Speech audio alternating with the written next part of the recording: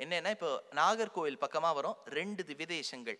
திருவண் பரிசாரம் என்கின்ற திவ்யதேசம் பெருமாளுக்கு திருக்குறளப்பன், திருவாழ் மார்பன், கமலவல்லி தாயார்னு பேரு. நம்மாழ்வாருடைய திருத்தாயார் உடையநங்கை பிறந்த ஊர் இந்த கோவில். நீங்க இந்த கோவிலுக்கு ரைட் சைட் போனேன்னா ஒரு சின்ன சன்னதி தெருமுனையில இருக்கும். அதுதான் உடையநங்கை பிறந்த இடம். சப்த ரிஷிகள் பெருமாளை ஆராதனம் பண்ணிருக்கா.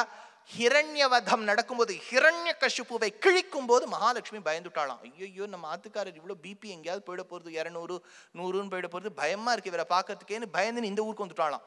அப்ப பெருமாள் இவளை தணிப்பதற்காக இங்கே வர தாயார் இனிமே நீ கோச்சுக்க மாட்டியே, ஒரு தடவை தானே நிருசிம்மாவதாரம்னு சொல்லிட்டு பெருமாள் கிட்ட ஆறுதல் கேட்டு அவருடைய மார்பில் அமர்ந்த ஊர் திருவண் பரிசாரம். பெருமாளுக்கு திருவாழ் மார்பன். ஆழ்வார் எடுக்கிறார், வருவார் செல்வார் வண்பரிசாரத்திருந்த என் திருவாழ் மார்பர்க்கு எந்திரம் சொல்லார் செய்வது என் உருவார் சக்கரம் சங்கு சுமந்து இங்கு உம்மோடு ஒருபாடு உழலாளன் ஓர் அடியானும் உளன் அன்றே அப்படின்னு ஆச்சரியமான திவ்யதேசம் திருவண் பரிசாரம்.